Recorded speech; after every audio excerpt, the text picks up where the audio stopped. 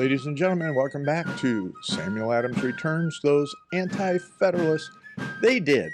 They got it right. And this is Tom Navolis, your host, and I am very delighted that you are here today. And I appreciate everybody that's joining in on the podcast and on the video. And you can get all the archives of the programming at samueladamsreturns.net. That's https://samueladamsreturns.net. And I hope you will go there and enjoy all of the other programming that we have for our podcast. And please tell all your friends. In addition to that, sign up for the newsletter.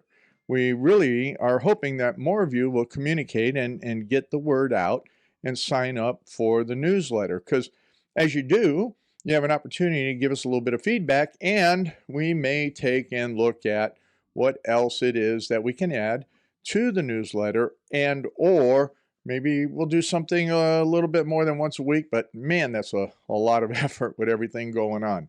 Talking about everything going on. So for those of you that received this week's newsletter, what you received was something that I wrote in relationship to this whole program.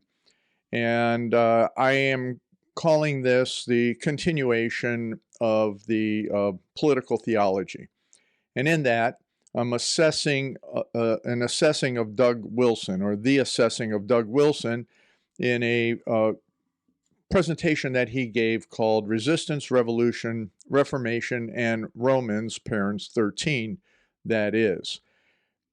My intent in assessing this program in particular is that, I don't know, 6 years ago, maybe, I guess, I really don't recall when it was that we were back in Idaho for a little bit more of an extended period of time. And at one point, being there at Christ Church and interacting with Doug, at the end of one of the services, I asked him, what do you think God's hand is in the next Great Awakening, the third Great Awakening in America? His comment was to the effect, and again, not a direct quote, to the effect, was that we can't handle it. We can't handle it because we're not prepared.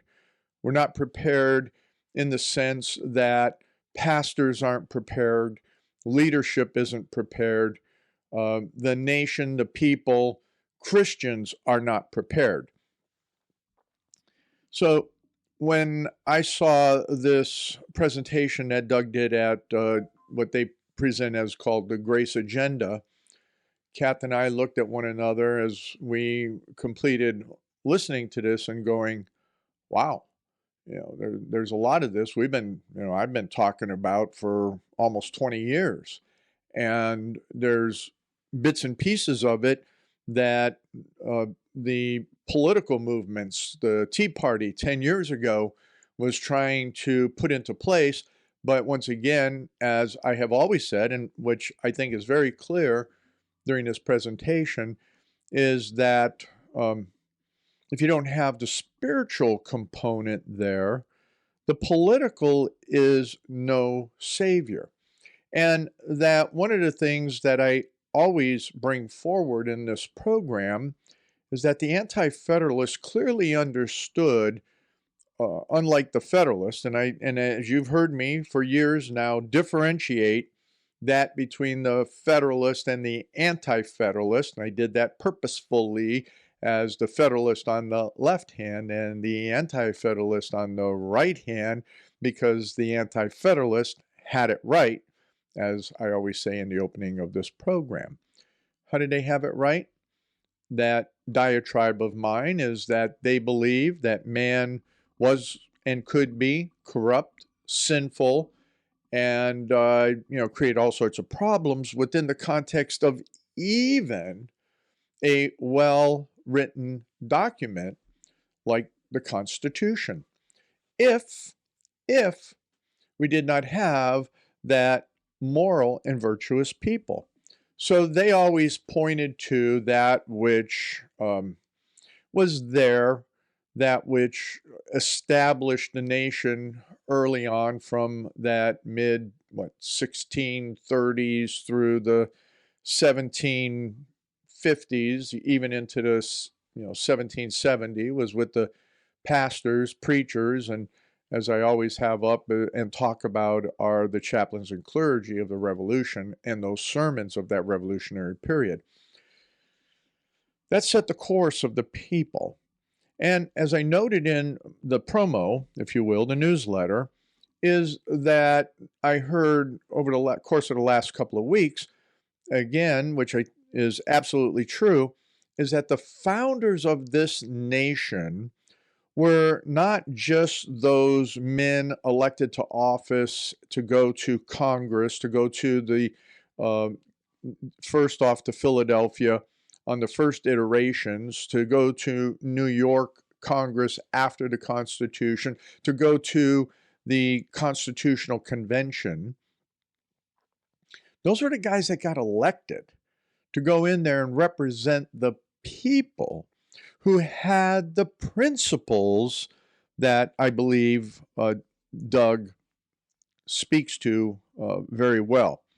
So in assessing this, in assessing what he produced, he put out, he lectured on during the Grace Agenda, I look at that from a well-studied historical perspective and laying out 21 principles of good government, of civil government. And not only from utilizing the biblical text in those meaningful Reformation ways, but looking at them from a historical perspective. So what am I asking you to do? I'm asking you to go to samueladamsreturns.net and go to the links to the video and watch what Doug has to say. Because in those 21 principles, as he outlines each and every one of them, not only are they pertinent to good civil government, but it always goes to what I talk about in the first order of things, is that we have to have good self-government. And that was something that was unique during our foundational period. And that being, people knew what it meant to self-govern because they had that from the pulpit. They had that inculcated. I love using that word, to pound into them what is right, what is righteous, what is goodness, what is justice. And they did that from a biblical standard perspective. They knew right from wrong. And to the extent that if there were riots, the likes of Sam Adams mandated that those riots were quelled. And you have to remember that even in the context of Shays' rebellion, the Shay Rebellion, Sam Adams said, under the way that the laws are, under the way that the Constitution is, under the appropriateness of dealing with unruly and riotous people, hang them. They should be executed because they're in total violation. Obviously, that did not happen, and Congress itself stepped in not only to quell the rebellion, but as well as to take and give those people a different perspective on how they should be treated for having rebelled. Now, what we have going on in rebellion today are those that are, in fact, the communist, socialist haters of our Constitution. And we'll talk about that a little bit later, towards the end of the second segment, definitely in the third segment, is that this is relative, and everything that they're exercising are those items to which I've already spoken about in many other programs, and some happenings from this week. So if you got the newsletter, or you go to the website, samueladamsreturns.net, you'll see in there, and you can use that as a guideline.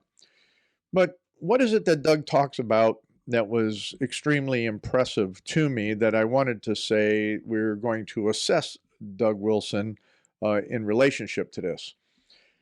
I have taken and looked at Mr. Kuyper, who, as you see, there is a link to him in the references. Not only is there that link to a quote there in that first minute that Doug utilizes, and I paraphrase from the idea that we have people today taking and attacking government.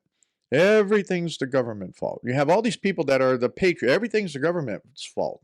Well, I take that from the perspective is that everybody wants to blame, and this is what Doug quotes, and my paraphrase of the quote is that everyone is seeking to attack and place attacks on, or what attacks are there on freedom, and you want to blame the state. And with that, the state can be nothing more, or a government entity can be nothing more than an accomplice, because the real culprits to the loss of freedom are us, are you and I, are Christians in particular, are all of those that have that American DNA, if you will. We're the culprits because we are not, as I like this way of saying it, but many people in a conversation that I had the other day may take it in some form of, where's that coming from? But unlike God being jealous of our souls, we are to be jealous of our liberty. And Doug uses that in how the proper text and context of what that is. And so you need to go check that out. So when I assess that, I look at it as that key element. Number one is that you can't blame the government because according to republicanism and a constitutionalism here in these many United States, if you look at the preamble, it says, we, the people, meaning you and me are the government. We are the government. Not only are we the governed, we are the government. And to that extent, if you go to blame the idea, the entity, the formation, all of that, it's because you and I have not taken and pursued our liberty with all earnestness and from the principles upon which Doug talks about during this lecture that he gives at this Grace Agenda.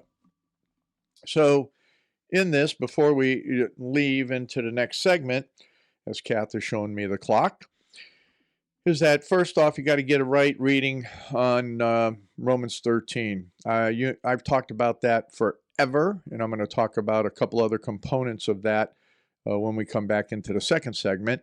But first off, the aspect here that I talk about is that I've talked about these issues for decades, what it meant to develop our foundation, how it was established, what the core values and principles are. And we'll talk about a core value thing, or the values from something Obama was speaking to this week.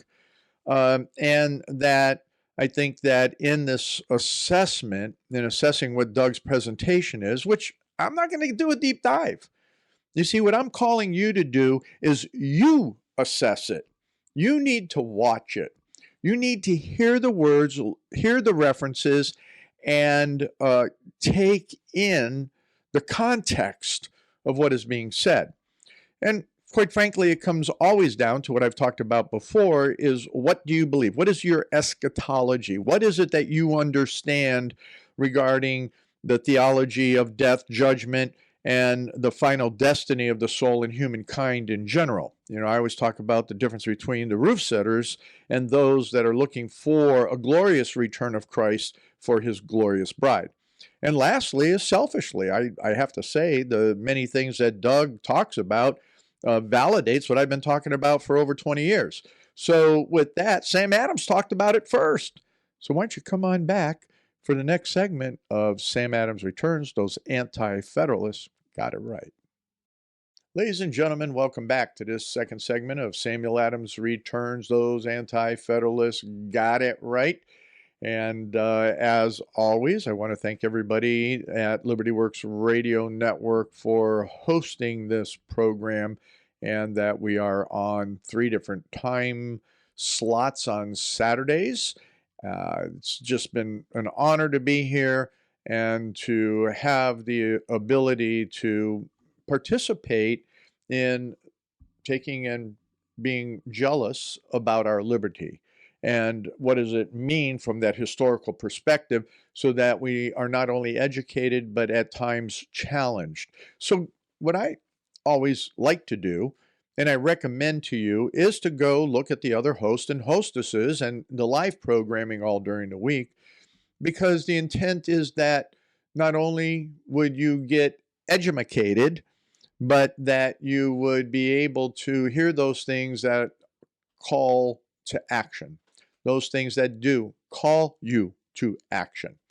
So as you take a look, go to libertyworksradionetwork.com or lwrn.net, find that donate button and participate in this programming, so that we can keep people wanting and fighting for true liberty, not the nonsense that you hear on the media. Which brings us to the whole thing of continuing just real quickly on action items. What do you do in this? As I think Doug points out very well, and we've seen it at sometimes within the context of the patriot movement out there, is that people go off half-cocked, trying to do something, blame someone, and be active. Be active is exactly what we need. I met with a gentleman this week from Free Ohio Now, and with all of the well-established events that are going on in the state of Ohio, in conjunction with all of the events nationally, especially around the Trump trains, that's not half-cocked. That's well thought out, and that is absolutely necessary to show that great support for a president that, okay, he's a New York scrapper, get over it. If we didn't have a New York scrapper, you'd have a lapdog in there as some other Republican. And I'm sorry, but, even with Ted Cruz, I don't know that he could stand up to all this evil that is so embedded into our system, especially into the bureaucratic system. I've talked about that quite often, and so have many others. I mean, there's a lot of pundits that talk about it. But what's significant to me as this assessing of Doug Wilson and the topic that he chose to speak at this particular conference is, once again, that topic, and I have to read it because I don't memorize those things: resistance, revolution, Reformation, and Romans 13. In the context of Romans 13, as I was leaving off the last segment, for those that don't know how that scripture is always danced around, not only in there, but I think it's either First or Second Peter. I can't remember off the top of my head, where it seems that the writers of those passages are telling people just to bow down to the authority before them, no matter what that authority is.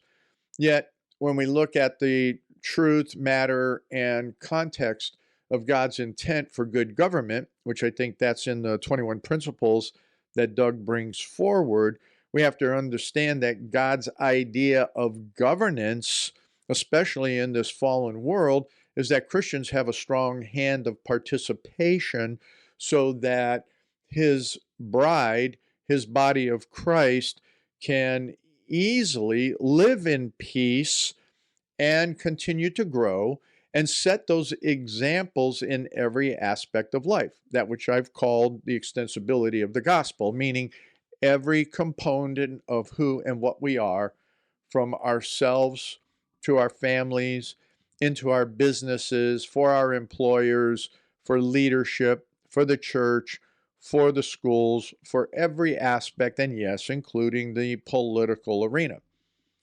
But as I've noted many times, we vacated that position. So when I opened the first segment in the early portions of it and talking about the conversation I had with Doug Wilson, was that we've walked away so much that we don't have the leadership within the churches that could handle what would occur during a Reformation, especially a Reformation within the church. We don't know how to get there for the most part. Most churches don't know how to get there. Even those churches that claim to be Reformed don't know how to get there and what that means to be a Reformed church in the full context of that extensibility of the gospel.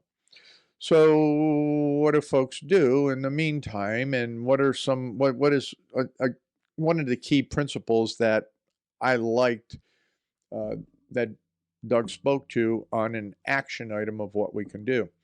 Well, our responsibility first and foremost is to vote, and to vote for moral leadership.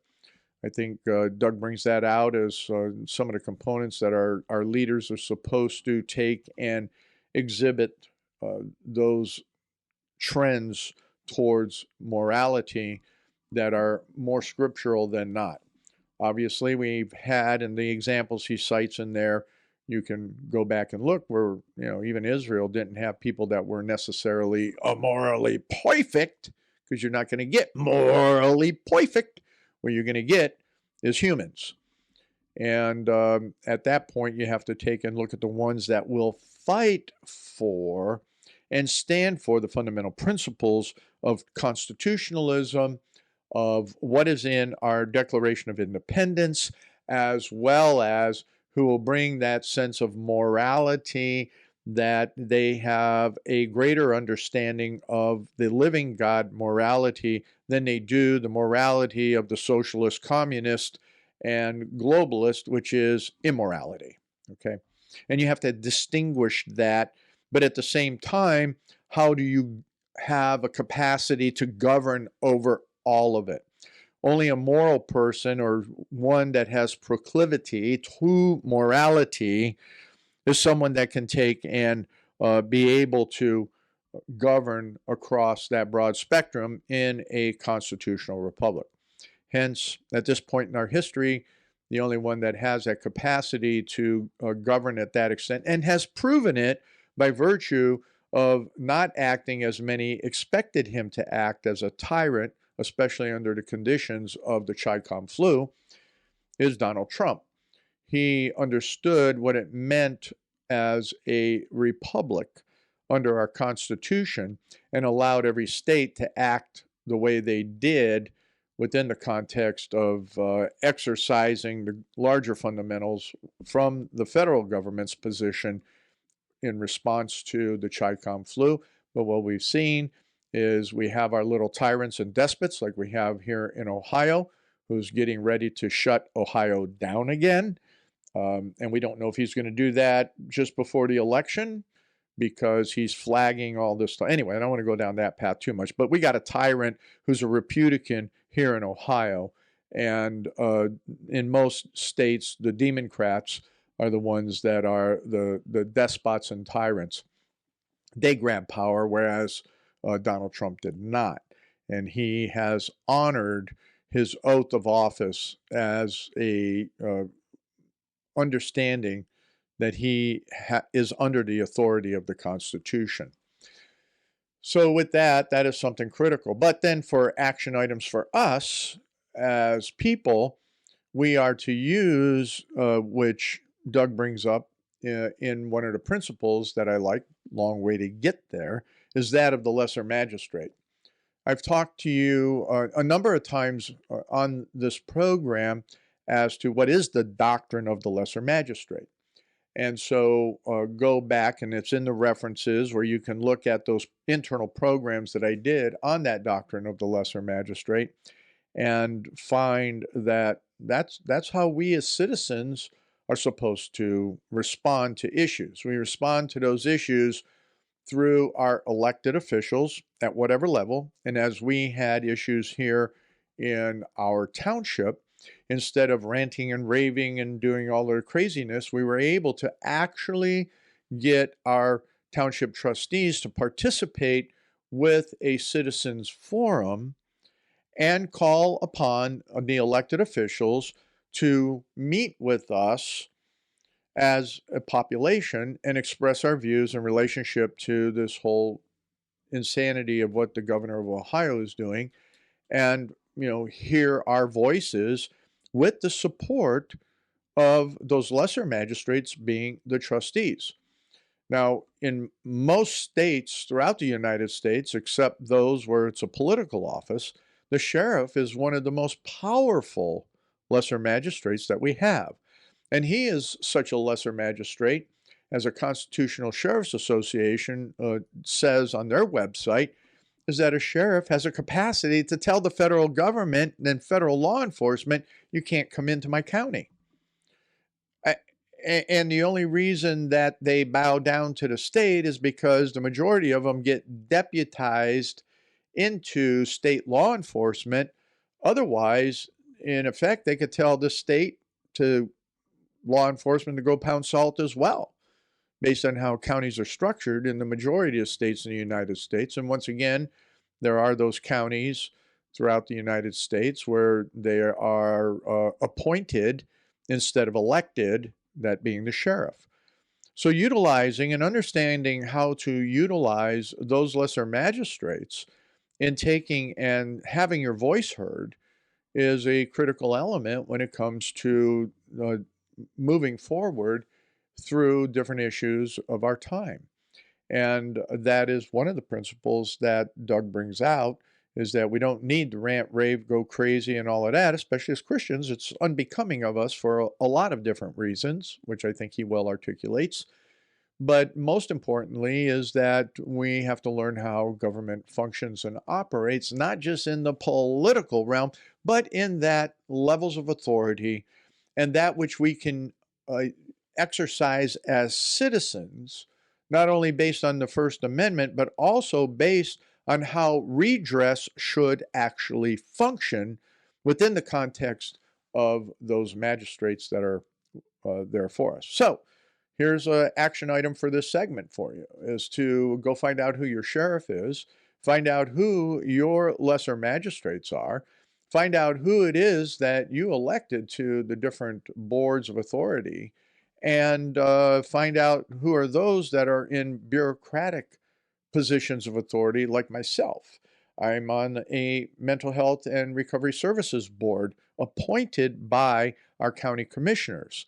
So, in effect, in relationship to that board and within the context of that authority that is given by the state because it is a codified bureaucracy, I'm a lesser magistrate responsible to the citizenry through our county commissioners. And it's critical that people understand that there's a lot of bureaucrats out there, and that's problematic. And as I brought up last week, and will continue to bring up, and cleaning the swamp, it's not just the national swamp to which Donald Trump is working on cleaning, but it is also our local swamps. And I know that there's cities, there's counties, there's many of the different entities that are out there that are battling with the bureaucrats that make up the swamp. Career bureaucrats are the bane of a republic, quite frankly. And the Anti-Federalists spoke to that. They spoke to it very, very clearly, in that all of the potentials, which are now our realities, of the various bureaucracies that could be erected within and under the federal constitution, have become extensible into the state constitutions or codified by the legislatures. So when you start putting people into that type of stuff, then it becomes a career for them. They want to protect their entities and they want to get more of your money. So that's one of the things that we'll talk about in the third segment is what Sam Adams says about property, including your money, including what it means on utopianism. So come on back for that third segment of Samuel Adams Returns. Those Anti-Federalists got it right. Ladies and gentlemen, welcome back to this third segment of Samuel Adams Returns. Those Anti-Federalists got it right. And that we're assessing, or the assessing of Doug Wilson and what he uh, produced and proclaimed of 21 principles at a meeting that they have there, or at a conference that they have. I think it was in Moscow. I don't know where this particular one was held. But I think it's the 21 Principles of Civil Government. And again, the actual talk title was something of Resistance, Revolution, Reformation, and Romans, parens 13, that is. And it was during a session called the Grace Agenda. Now, in the newsletter and promo, I tried to keep it all simple because obviously we can take a lot of time. But before we take any more time, I do want to welcome back all of those folks in Lima, Ohio, and Soaring Eagle Radio. Hey there, rock and roll, my flying Soaring Eagle friends. Thanks for joining back in and listening. Go back and catch that second segment there at samueladamsreturns.net as you can, and at least download the whole podcast, listen to the podcast, and then, as I always say, go to the Samuel Adams Returns channel on YouTube and what do they say? Like the program and subscribe, and please sign up for the newsletter, and we will keep you informed if there's more stuff that comes out during the week. But when we take, and I'm trying to keep it simple, what I really want you to do is go listen to the program. Go listen to that which Doug produced, because I was not going to go through. I was just absolutely delighted after speaking on these topics for 20 plus years that what we have is somebody that is very relevant, that has a large reach, and that at times is quite controversial, but is taking and standing up for truth in that whole title. Revolution. Let's go back and look at it. I got to scroll back because I don't remember that stuff. Here it is. Resistance, Revolution, Reformation, and Romans 13. What's the truth in all of that? What's the truth in all of that? So the first segment kind of touches on some of the basics, and then we move through. And those 21 principles are all there. They're all there. They're biblically sound. They're historically, contextually sound from my study. And I think the opening that Doug did with Kuyper's comment that, it ain't government's fault. And if we look at our preamble, as I noted, it's we, the people, who have the responsibility to keep our liberties. And that is said by those who were elected to be the named founders. Okay?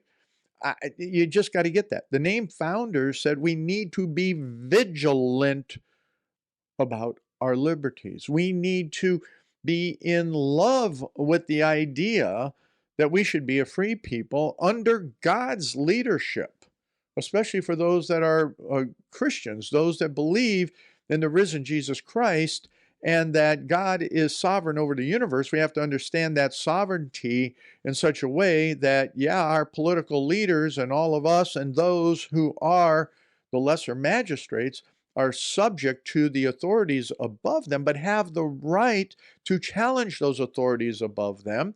So that's why you need to use the lesser magistrates in an appropriate manner.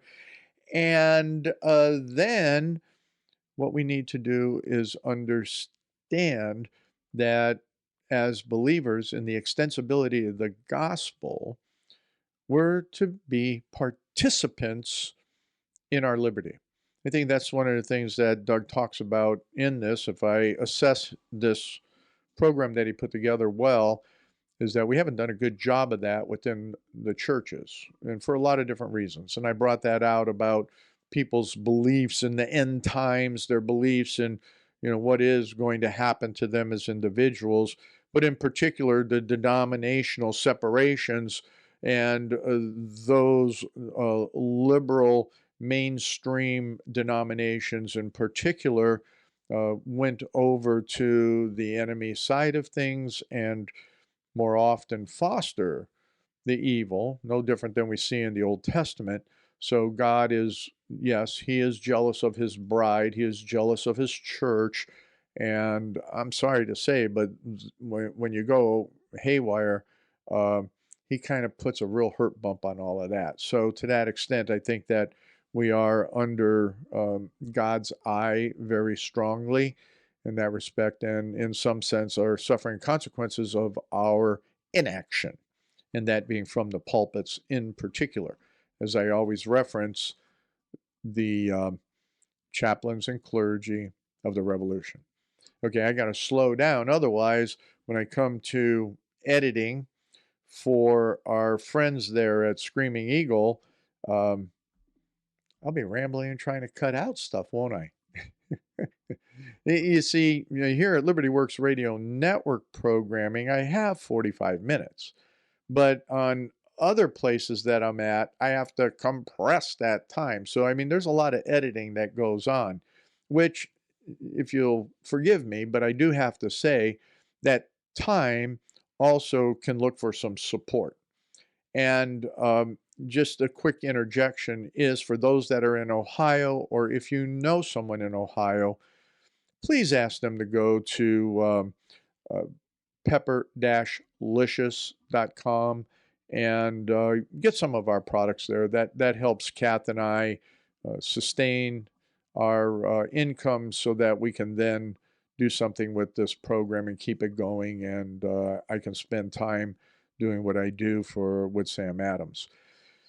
So, one of the things that I mentioned just a few moments ago is that the pulpits vacated their responsibility to that extensibility of the gospel. That means they walked away from culture, they walked away from schools and education, they walked away from standing strong for morality, they walked away from law enforcement, and our whole political and bureaucratic realms. So, with that, one of the comments that I make in the Keep It Simple component of the newsletter is that we could say that what Doug is doing in assessing Doug Wilson is that he is saying this from the pulpit because it has the authority of biblical teaching to it. And so it would be and is pulpit worthy. And to the extent that if you go, and I hope you do, and this is my challenge to you, is to watch what I'm talking about in what Doug is saying on these 21 principles of good governance. And, he happens to be standing behind a pulpit. So I guess in that, we're not just talking about I'm looking at Kat, we're not just talking about theoretically, this should all be from the pulpit. In fact, he's speaking from a pulpit. So, all right, that's a little levity in there, folks. Take it as a little levity. But I want to reemphasize that it was Madison, John Adams, and others made the very direct correlation. And what we're seeing is the results of this next statement. Is that we see Antifa, we see Black Lives Matter, we see the communists, we see an unhinged bureaucracy, an unhinged deep state, whether it's at the federal, state, or local level. It's all there because we do not have a moral and virtuous people. We do not have the morality and virtue in our children in our youth, because we don't inculcate it. Remember, inculcate, pound it into them, pound it into them. We don't pound in morality and virtue. Instead, we have to worry about all of and this is the big thing that I always have contention with on being on a mental health board. We have to worry about their mental health. Well, wait a minute. Worrying about somebody's mental health, if They had a moral and virtuous understanding of the world around them. I, I, I think it's easier to deal with instead of all the psychobabble that we're spending millions and millions of dollars on through all these godless agencies that are affecting our children. But I've spoken on that a whole bunch in the past. So the bottom line is that there's no political salvation. Anybody that is in the Tea Party movement that thinks that by taking and getting the right person elected, if they're not moral and virtuous, and they don't understand that they're under the authority of God, and that's where they need to look at His sovereignty over their own individualism. Um, when they look at their individualism, then your individualism doesn't matter. But when you're under God's sovereignty and His authority, that means that I put my pants on just like you do. So that means no different than I always say that in Boston during the folk mote, even the village idiot had the right to say something. So that puts everybody on the same playing field. That's something that Kuyper also talked about. What does that mean from that idea that we're all on the same playing field? And to the extent then that who we elect to our offices needs to understand and respect that as well. So the other stuff, go to the newsletter, go to the SamuelAdamsReturns.net, because what we're seeing and what we heard Biden say that America was, past tense, an idea that we never lived up to, using that past tense verb. There's others that have spent a lot of hours on that. And the fact that Obama's intent and continues to be that the remaking of America, the one article that I brought up and that it was in your references is that, where did I put it? Is that one of the things that Obama was saying is that we have to return to our fundamental values. Well, the fundamental values of Obama and the Democrats are those that are the socialist, communist, oligarch, globalist ideas. So this past week, two recent examples of that in the articles are linked there in the newsletter is that Bolivia, so socialists declare election win despite lack of votes counted. The socialist candidate preemptively declared victory in Sunday's presidential election before the vast majority of the votes had been counted. Secondly, when we look at the riotous insanities going on out there in Chile this past week, churches burn as left demands country trash its constitution. You're hearing that from Antifa, from BLM, even from Kamala Harris, from all of the socialists and the communists in America. And here we have is masked rioters demanding a new constitution, burned down two churches, and looted several businesses in Santiago, Chile. We got that going on. You know, the media doesn't cover it to the extent that we would want it to be covered, but that's the underlying agenda that we've talked about. I've written about that and had it in a number of different programs. Good things are we have what is it, ACB moving forward. We had 75,000 cars in Miami on a Trump train, and Hunter Biden's up against the wall. But the point is that I've laid out for you over the years the Kozak plan.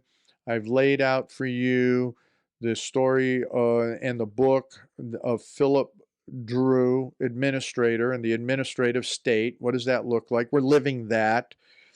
But in these last few seconds, the challenge to you is going to be to understand, especially if you say and believe that you believe in Jesus Christ as your Lord and Savior and that He has some effect on this earth and in your life, then I challenge you to take the time to watch what I have in there is the link to Doug Wilson talking about the 21 principles of good government. And then act. Get involved.